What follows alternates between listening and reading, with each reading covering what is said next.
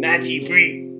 It is not fair that Tom Brady has 5 Super Bowl rings. They should have allowed the Atlanta Falcons to win the Super Bowl. He needs to share his Super Bowl rings. That would have been the moral thing to do.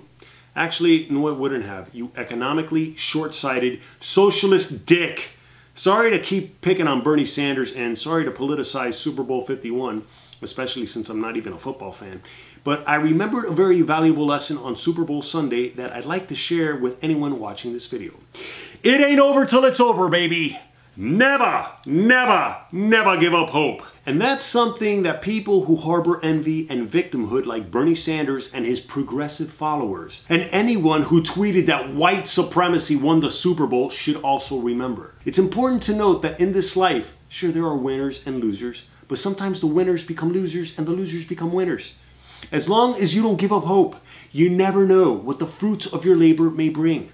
Sure, Tom Brady has 5 Super Bowl rings, but he also has a few Super Bowl losses. You win some, you lose some. It's funny, when I watched the Super Bowl on Sunday, I didn't even envy Tom Brady for a second.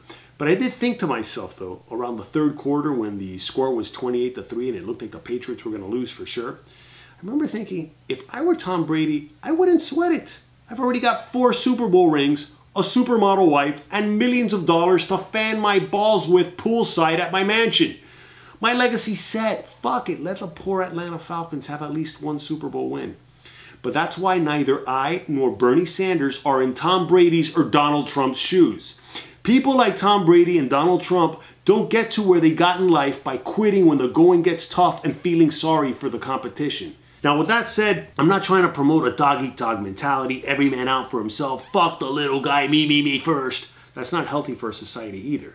But the polar opposite of that mentality, the victimhood, the moralizing entitlement, and the envy that it breeds, destroys entire nations like Cuba, where my family's from. And this leftist progressive strain that has nothing to do with genuine progress, which seems to be taking a hold of a significant portion of our population like a mental virus, is toxic. That way of thinking is not what gets things done or solves any problems, which is why Cuba is now, in the 21st century, an anachronistic tourist destination where time seems to have stood still since 1959 when this tyrannical progressive Fidel Castro took over, which Bernie Sanders still seems to admire. It's okay to let the Tom Bradys and the Donald Trumps of the world have their wins from time to time, because in democratically elected, free market economic nations like the United States, we can all win together instead of trying to pull each other down like a barrel full of crabs. And that's why I'm glad that Donald Trump didn't feel sorry for Hillary Clinton and let her win the presidency, because it was about time we had a female president. Pfft, not fucking her.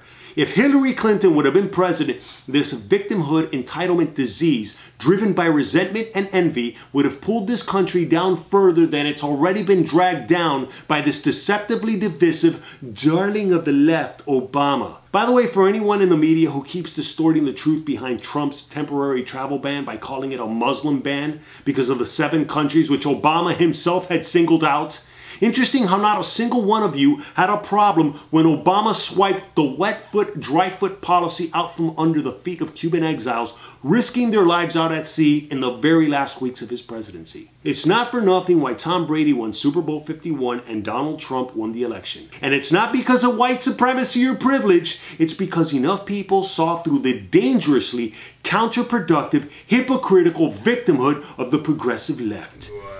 Boring dudes. You're right, Scully. I don't want to judge and much less divide people any further, but this misguided, toxic envy based on fucking false hopes and narratives needs to come to an end. And it ain't over till it's over. And I'll never, never, never give up hope till it is.